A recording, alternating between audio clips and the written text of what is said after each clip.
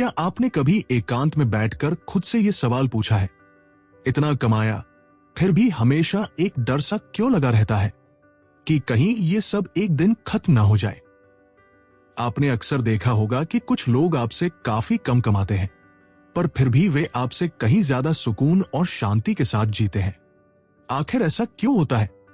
क्या कभी आपने पैसे को संभालने की असली पढ़ाई की थी, या बस दूसरों को देखा, सुना और वही सब दोहराते चले गए? मॉर्गन हाउसेल कहते हैं कि पैसा बनाने से कहीं ज्यादा जरूरी है पैसे को समझना, और पैसा समझने से भी ज्यादा जरूरी है अपने खुद के मन को समझना, क्योंकि हकीकत तो यह है कि पैसे की सबसे बड़ी लड़ाई बैंक के खातों में नहीं, वो हमारे दिमाग में चलती है। ये किताब बताती है कि क्यों कई लोग करोड़ों कमाकर भी घबराए रहते हैं और कुछ लोग सीमित कमाई में भी किसी रईस की तरह सोचते हैं। क्यों कुछ लोग जितना पाते हैं उससे कहीं ज्यादा के पीछे भागते रहते हैं, और क्यों सच्ची फाइनेंशियल फ्रीडम बैंक बैलेंस पर नहीं बल्कि आपकी सोच पर टिकी होती है। इस ऑडियो बुक में हम गहराई से जानेंगे कि पैसा क्यों एक सॉफ्ट स्किल है, न कि बस नंबर्स का खेल। कैसे आपका धैर्य, मनोविज्ञान और व्यवहार आपके बैंक बैलेंस से कहीं ज्यादा ताकतवर साबित हो सकते हैं। चलिए आज से शुरुआत करते हैं एक ऐसी समझ की जो आपको सिर्फ पैसे का मालिक नहीं बल्कि मानसिक आजादी का मालिक बना सकती है। मुख्य स्क्रिप्ट। पैसे की ये यात्रा केवल अंकों के बारे में नहीं है, बल्कि ये आपके और आपकी आदतों के बारे में है। अब चलते हैं पहले अध्याय की ओर। अध्याय 1, पैसा कमाने की नहीं, उसे समझने की कहानी है। एक व्यक्ति था जिसका नाम था आर्यन।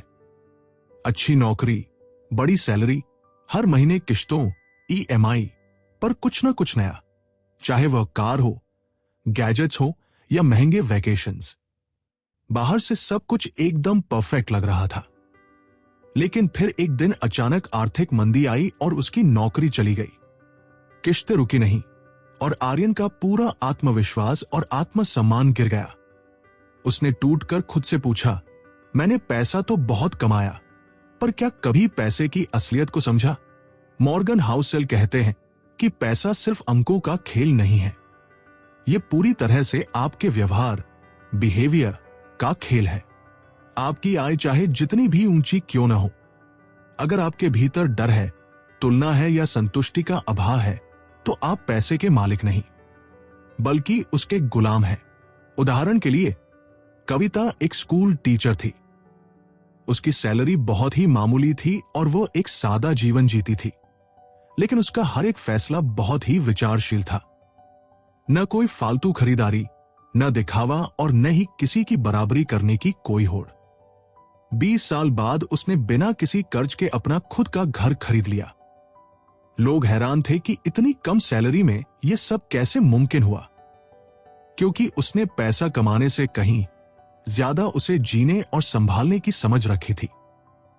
मॉर्गन कहते हैं, पैसों के साथ अच्छा होना इस पर निर्भर नहीं करता कि आप कितने स्मार्ट हैं, बल्कि इस पर निर्भर करता है कि आप बर्ताव कैसा करते हैं।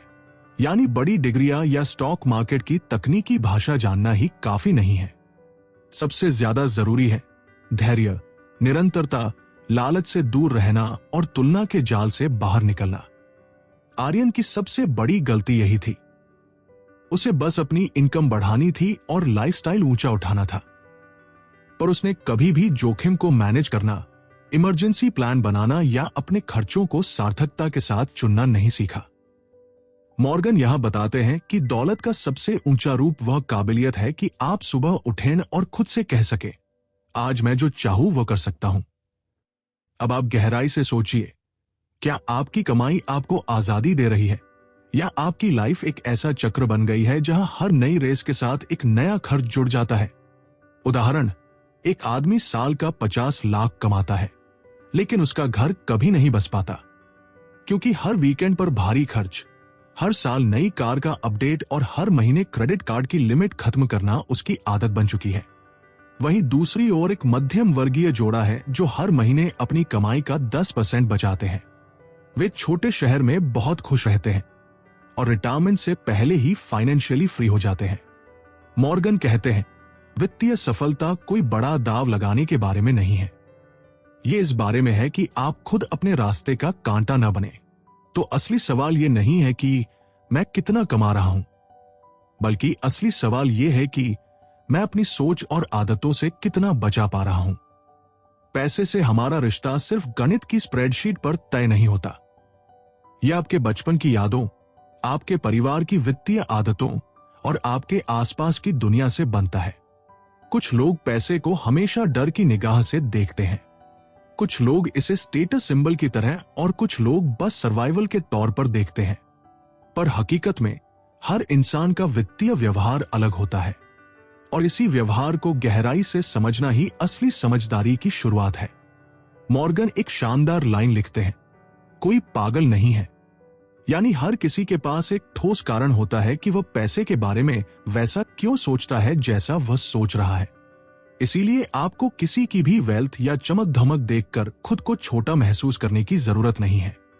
आपकी फाइनेंशियल जर्नी पूरी तरह से आपके खुद के अनुभव, आपकी प्राथमिकताओं और आपकी निजी साइकोलॉजी से बनी होती है। अब अगले अध्याय में हम विस्तार से जानेंगे कि कैसे किस्मत और जोखिम दो ऐसे अनदेखे बल हैं जो हमारी कहानियों को आकार देते हैं। अध्याय 2, किस्मत और जोखिम, लक एंड रिस्क। पैसा सिर्फ और सिर्फ मेहनत की कहानी नहीं है। क्या आपने कभी किसी बहुत अमीर व्यक्ति को देखकर यह सोचा है, वाह क्या गजब की मेहनत की होगी इसने, और कभी किसी असफल व्यक्ति को देखकर यह कहा है, कहीं ना कहीं कुछ बड़ा चूक गया होगा इसके साथ? मॉर्गन हाउसेल यहां समझाते हैं, सफलता हो या असफलता, दोनों ही केसेस में किस्मत और जोखिम का बहुत ही बड़ा हाथ होता है। उदाहरण के लिए बिल गेट्स की कहानी देखिए। उनके साथ पढ़ने वाले 300 बच्चों में से सिर्फ गेट्स ने ही माइक्रोसॉफ्ट जैसी विशाल कंपनी शुरू की, जबकि उन सबका स्कूल वही था और सबको एक्सपोजर भी एक जैसा मिला था। लेकिन एक छोटी सी किस्मत, सही समय पर उस स्कूल में सही कंप्यूटर का उपलब्ध होना, इसने सब कुछ बदल कर रख दिया। मॉर्गन साफ कहते हैं, किसी की दौलत को बिना भाग्य की भूमिका को समझे जज न करें। दूसरी ओर ऐसे भी कई लोग हैं जो अपनी जिंदगी में सब कुछ बिल्कुल सही करते हैं। वे कड़ी मेहनत करते हैं, बचत करते हैं और सही रणनीति भी अपनाते हैं, लेकिन अचानक आई कोई मेडिकल इमरजेंसी या बस एक बुरी टाइमिंग उन्हें बहुत पीछे धकेल देती है। यही वह जोखिम है जो बिना दस्तक दिए आता है। उदाहरण के लिए राहुल नाम का एक बहुत ही अनुशासित इन्वेस्टर था। उसने हर महीने निवेश किया, अपना इमरजेंसी फंड तैयार रखा और सही बीमा भी लिया था। पर किस्मत देखिए, एक दिन उसके पिता की बड़ी सर्जरी हुई और उसी वक्त उसकी नौकरी भी चली गई। इसमें उसकी कोई व्यक्तिगत गलती नहीं थी, यह सिर्फ बुरी टाइमिंग का नतीजा था। मॉर्गन कहते हैं, सावधान रहें कि आप किसकी प्रशंसा कर रहे हैं और किसकी आलोचना। लाइफ हमारी सोच से कहीं ज्यादा रैंडम है। तो अगली बार जब आप किसी की सफलता को देखें तो उन्हें पेडेस्टल पर मत चढ़ाएं, और जब किसी को संघर्ष करते देखें तो उन्हें बेवकूफ मत समझें। पैसे की दुनिया में किस्मत और जोखिम अदृश्य ताकतों की तरह काम करते हैं। अध्याय 3, कभी काफी नहीं होता, नेवर इनफ। कभी कभी पैसा कम होना असल में ज्यादा अमीर होना होता है। मॉर्गन यहां एक बहुत ही पावरफुल सवाल पूछते हैं कि क्या आप अपनी जिंदगी में ज्यादा पैसा चाहते हैं या फिर ज्यादा आजादी?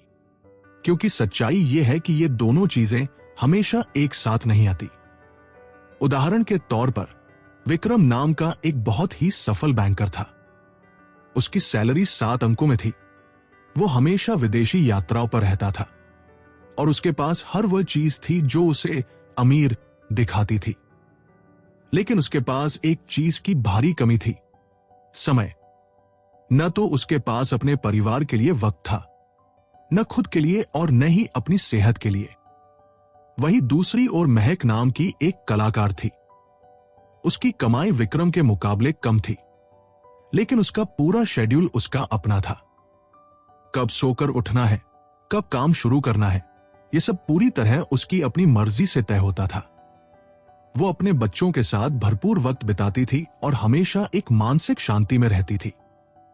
मॉर्गन कहते हैं, पैसे का सबसे बड़ा फायदा अपने समय पर नियंत्रण पाना है।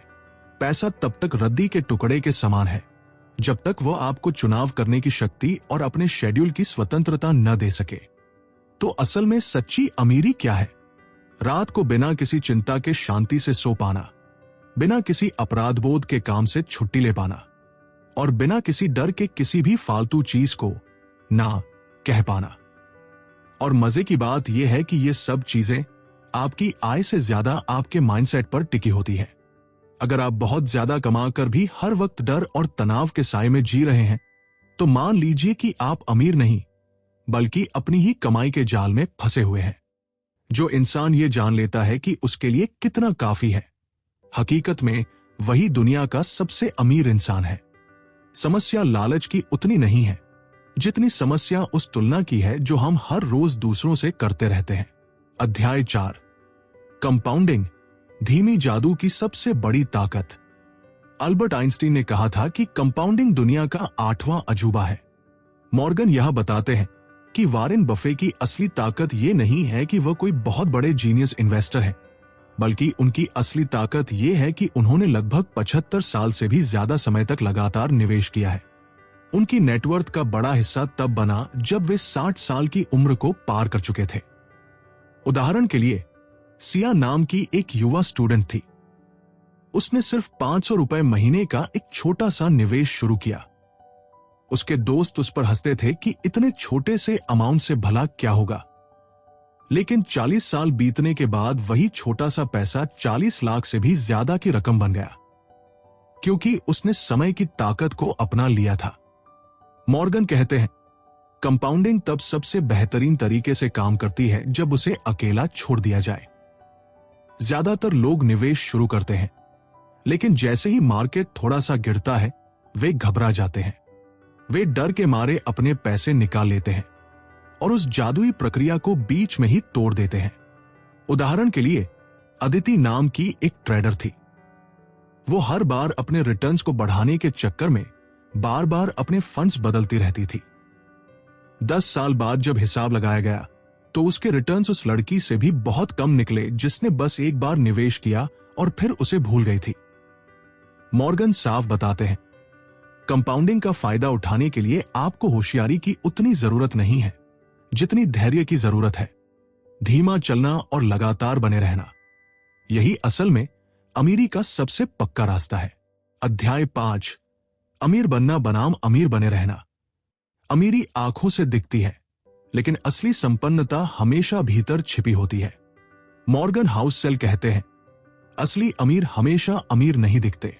इसके पीछे का कारण यह है कि अमीर होना अक्सर दिखावे की चीज बन जाता है, पर संपन्न होना पूरी तरह से जीने की एक आदत है। उदाहरण के तौर पर, रोहन नाम का एक व्यक्ति था। वो हर महीने किश्तों पर महंगी घड़ियां और लग्जरी सामान खरीदता था, लेकिन उसकी असल सेविंग्स हमेशा जीरो रहती थी। जहां सिर्फ दिखावा था, वहां जिंदगी में कोई स्थिरता नहीं थी। वही दूसरी ओर अंजलि नाम की एक महिला थी। उसका पहनावा बहुत सरल था और रहन सहन एकदम सामान्य, पर उसकी हर महीने की बचत बहुत ही निरंतर थी। उस पर कोई कर्ज नहीं था और उसके पास इमरजेंसी के लिए हमेशा 6 महीने का बफर तैयार रहता था। मॉर्गन यहां समझाते हैं, दौलत वह है जो दिखाई नहीं देती। वह पैसा जो आपके बैंक खाते में सुरक्षित है, वह पैसा जो अभी तक खर्च नहीं हुआ, वो अनुशासन जो आपकी आज की फिजूल खर्ची की इच्छा को आपके भविष्य के लिए टाल देता है, यही हकीकत में असली संपन्नता है।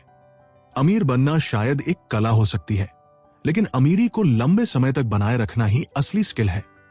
पैसा कमाने के लिए आपको रिस्क लेना पड़ता है, पर उसी पैसे को बचाकर रखने के लिए आपको विनम्रता और सादगी की बहुत जरूरत होती है। अध्याय 6, बचत एक व्यवहार है, इनकम नहीं। मॉर्गन कहते हैं, आप मामूली आय में भी बचत कर सकते हैं और बहुत बड़ी सैलरी होने पर भी फेल हो सकते हैं। ये इसलिए होता है क्योंकि बचत करना पूरी तरह से एक मनोवृत्ति, माइंडसेट, यह आपके अनुशासन और आपकी इच्छाओं को टालने की क्षमता पर टिका होता है।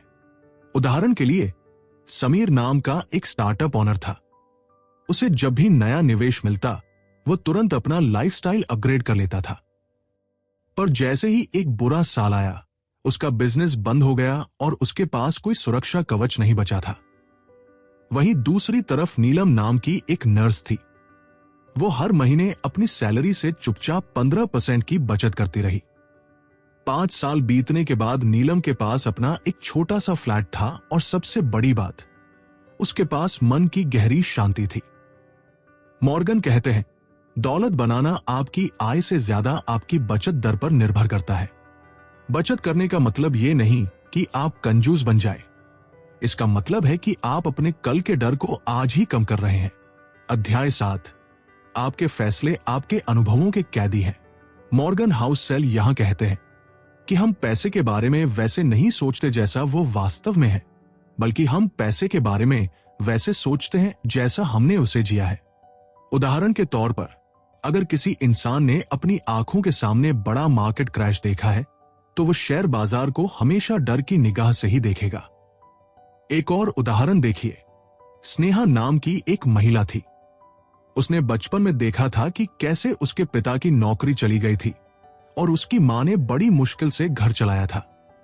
यही कारण है कि आज वह कभी कोई बड़ा रिस्क नहीं लेती। वही दूसरी ओर ईशान है, जिसका परिवार हमेशा स्थिर रहा, इसलिए वो आज भी निडर वित्तीय फैसले लेता है। मॉर्गन साफ कहते हैं, कोई पागल नहीं है। हर इंसान अपने अतीत के अनुभवों से ही आकार लेता है। तो जब भी आप कोई नया फैसला ले, तो समझें कि क्या यह फैसला स्पष्टता से लिया जा रहा है या फिर किसी पुराने डर से प्रेरित है।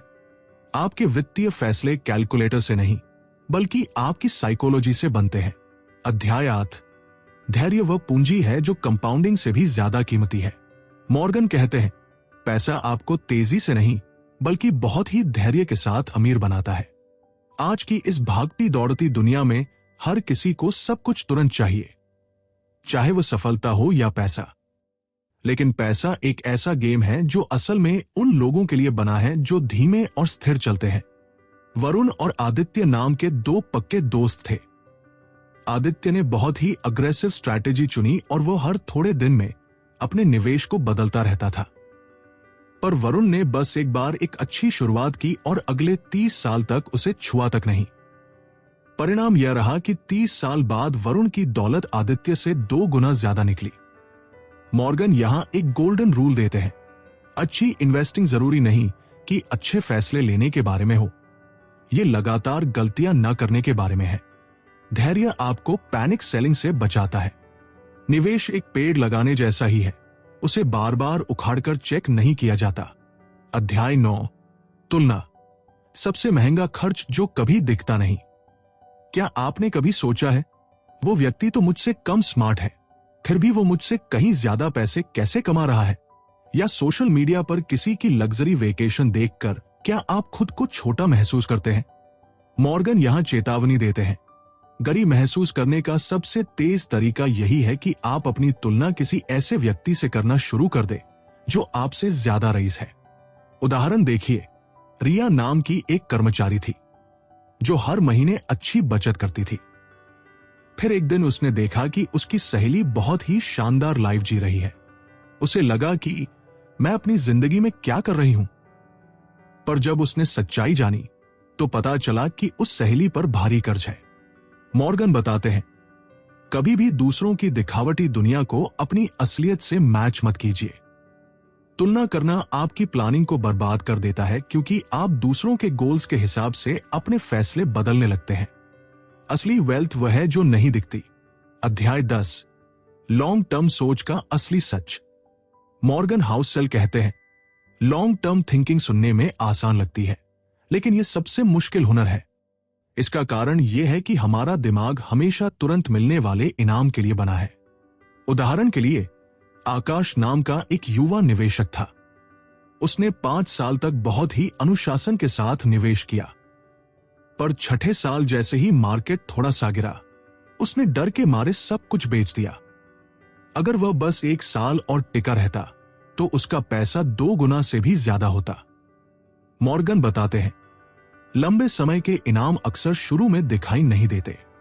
आपको अमीर होने के लिए जादुई रिटर्न्स की जरूरत नहीं है, आपको बस औसत रिटर्न्स की जरूरत है जो एक बहुत ही लंबे समय तक लगातार बने रहें। लॉन्ग टर्म सोच का मतलब है शोर को नजरअंदाज करना और सिर्फ सही संकेतों पर ध्यान देना। अध्याय 11, व्यवहार ही असली वित्तीय समझ है। मॉर्गन हाउसेल कहते हैं, वित्तीय सफलता आपकी बुद्धिमानी पर उतनी निर्भर नहीं करती जितनी वह आपके व्यवहार पर निर्भर करती है। ज्यादातर लोग यह गलतफहमी पाल लेते हैं कि जो सबसे ज्यादा बुद्धिमान होगा वही सबसे अमीर बनेगा। पर सच यह है कि जो इंसान अपने इमोशंस को कंट्रोल कर पाता है वही वास्तव में संपत्ति बना पाता है। उदाहरण देखिए, कार्तिक बहुत होशियार था, लेकिन वो हमेशा लालच में आकर गलत फैसले लेता था। वही दूसरी ओर पूजा नाम की एक महिला थी जिसने बस शांति से लंबे समय तक निवेश किया और कार्तिक से कहीं ज्यादा वेल्थ खड़ी कर ली। मॉर्गन कहते हैं, अपनी उत्तेजनाओं को नियंत्रित करना जटिल फॉर्मूले सीखने से कहीं ज्यादा शक्तिशाली है। एक शांत और स्थिर इंसान ही असली दौलत बना सकता है।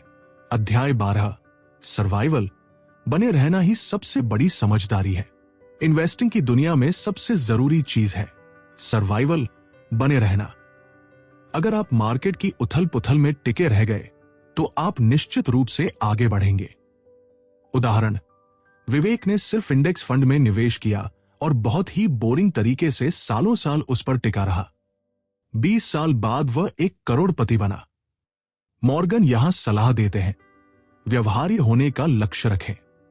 यह दुनिया आपसे हमेशा कहेगी कि बोल्ड बनो, लेकिन आपकी असली ताकत उसी में छिपी है जहां आप निरंतर औसत और स्थिर रह पाए। आपको ब्रिलियंट होने की जरूरत नहीं है, बस गेम में लंबे समय तक बने रहना काफी है। अध्याय 13, आजादी, पैसे का सबसे बड़ा इनाम। मॉर्गन कहते हैं, दौलत का सबसे ऊंचा रूप वह काबिलियत है कि आप किसी भी सुबह उठें और कहें, आज मैं जो चाहूं वह कर सकता हूं। यह सुनने में बहुत साधारण लगता है, पर यही सबसे बड़ी वित्तीय सफलता है। उदाहरण के तौर पर, कृतिका सालाना 40 लाख रुपए कमाती थी, पर उसकी अपनी कोई निजी जिंदगी नहीं बची थी। वहीं दूसरी ओर आयुष, जिसकी आय कम थी, पर वह अपना पूरा शेड्यूल खुद ही डिसाइड करता था। मॉर्गन का जवाब साफ है, अपने समय पर नियंत्रण पाना ही पैसे का सबसे बड़ा फायदा है। जब आप अपनी जिंदगी को अपनी प्राथमिकताओं के हिसाब से जीते हैं, तभी आप असल मायने में अमीर कहलाते हैं। आजादी ही पैसे का अंतिम लक्ष्य होना चाहिए। अध्याय 14, इनफ की पहचान। मॉर्गन हाउसेल कहते हैं, ऐसी कोई वजह नहीं है कि आप उस चीज को दांव पर लगाएं जिसकी आपको जरूरत है, उस चीज को पाने के लिए जिसकी आपको जरूरत नहीं है। अक्सर लोग और पाने के लालच में वह भी खो देते हैं जो उन्होंने बड़ी मुश्किल से कमाया होता है। उदाहरण, राहुल ने एक अच्छा पोर्टफोलियो बनाया था, पर लालच में आकर रिस्की प्रोजेक्ट में सब कुछ गंवा दिया। उसे काफी का मतलब समझ नहीं आया। मॉर्गन बताते हैं, यह महसूस करना जरूरी है कि लालच का खेल कभी जीता नहीं जा सकता। जो अपनी संतुष्टि की सीमा पहचान लेता है वही सबसे अमीर है। अध्याय 15, लचीलापन और सुरक्षा का दायरा। मॉर्गन हाउसेल समझाते हैं, कोई भी फाइनेंशियल प्लान सिर्फ तभी काम का है जब वो हकीकत की मार को झेल सके। यानी आपका प्लान ऐसा होना चाहिए जो बदलती परिस्थितियों के साथ मुड़ सके, न कि टूट जाए। उदाहरण के लिए, दीपक का रिजिड प्लान फेल हो गया क्योंकि उसने इमरजेंसी फंड नहीं रखा था। मॉर्गन कहते हैं, प्लान बनाइए पर यह भी जानिए कि चीजें प्लान के मुताबिक नहीं जाएंगी। आपकी स्ट्रैटेजी में सुरक्षा का दायरा, मार्जिन ऑफ सेफ्टी होना बहुत जरूरी है। अध्याय 16, स्पष्टता बनाम शोर, नॉइज। मॉर्गन कहते हैं, आज सूचना हर जगह है, पर समझदारी इसमें है कि आप ये चुन सके कि आपको क्या नजरअंदाज करना है। हर कोई आपको सलाह दे रहा है, पर एक सच्चा इन्वेस्टर वही है जो शोर से बचता है। उदाहरण, प्रणव हर हफ्ते अपनी स्ट्रैटेजी बदलता और कंफ्यूज रहता था। फिर उसने शांत रहना सीखा और फालतू की खबरों पर ध्यान देना बंद कर दिया, जिससे उसके रिटर्न स्थिर हो गए। शोर से भरी दुनिया में स्पष्टता को पकड़ना ही असली जीत है। अध्याय 17, अति आत्मविश्वास का खतरा। मॉर्गन हाउसेल चेतावनी देते हैं, अति आत्मविश्वास वह भ्रम है जहां हमें लगता है कि हमारा सब कुछ पर कंट्रोल है। अक्सर हमें लगता है कि मुझे सब पता है और यही सोच हमें डुबा देती है। उदाहरण के तौर पर आदित्य ने बिना रिसर्च के सिर्फ हाइप में आकर अपना सारा पैसा खो दिया। मॉर्गन कहते हैं, इन्वेस्टिंग में कॉन्फिडेंस अनुभव के उल्टा होता है। असली समझ यह मानने में है कि आप सब कुछ नहीं जानते। विनम्रता ही आपको बड़े नुकसान से बचाएगी। अध्याय 18, आपकी कहानी की शक्ति। हर इंसान की मनी स्टोरी अलग होती है। आपकी यही कहानी आपके वित्तीय निर्णयों की नींव होती है। उदाहरण के लिए, संजना का बचपन तंगी में बीता था, इसलिए वो आज भी हर खर्च पर 5 बार सोचती है। वही कबीर के लिए पैसा कभी मुद्दा नहीं रहा। मॉर्गन कहते हैं, आपका अतीत अतार्किक नहीं है, वो आपका अनुभव है। अपने व्यवहार को पहचानें और उसी से सीखकर अपनी वेल्थ को बढ़ाएं। अपनी कहानी को अपनाएं। अध्याय 19, विनम्रता असली ताकत है। पैसे के मामले में मुझे नहीं पता कहना सबसे पावरफुल चीज है। अक्सर हम स्ट्रॉन्ग ओपिनियन बनाना चाहते हैं, पर हकीकत यह है कि कोई नहीं जानता कल क्या होगा। उदाहरण, संध्या ने हमेशा वही किया जो उसे सही लगा, भले ही दूसरों को वो धीमा लगे। विनम्रता आपको अति आत्मविश्वास के खतरे से बचाती है। आपको हर समय हर जवाब पता होना जरूरी नहीं है, बस ये पता होना चाहिए कि आप किस रिस्क के लिए तैयार हैं। अध्याय 20, खुद को समझना ही पैसा समझना है। मॉर्गन हाउसेल का सबसे बड़ा संदेश यही है कि पैसा कोई गणित की प्रॉब्लम नहीं है, बल्कि ये व्यवहार की कहानी है। पैसा वह आईना है जिसमें आपका डर, सब्र और प्राथमिकताएं साफ दिखती है। आपको परफेक्ट होने की जरूरत नहीं है, बस जागरूक रहने की जरूरत है। सच्ची वेल्थ वह नहीं जो आप दुनिया को दिखाते हैं, बल्कि वह है जो आपको शांति देती है। पैसा कमाना समझ है, पर उसे संभालना परिपक्वता है। जो महसूस होता है वही फाइनेंशियल फ्रीडम है। अब जब आप पैसा देखें तो खुद से पूछें, क्या यह मेरी आजादी बढ़ा रहा है? निष्कर्ष, पैसे की असली लड़ाई तिजोरी में नहीं, दिमाग में चलती है। जो दिखता है वह अमीरी है, पर जो नहीं दिखता वह संपन्नता है। और जो महसूस होता है वही फाइनेंशियल फ्रीडम है। उम्मीद है कि यह सफर आपको पसंद आया होगा। धन्यवाद।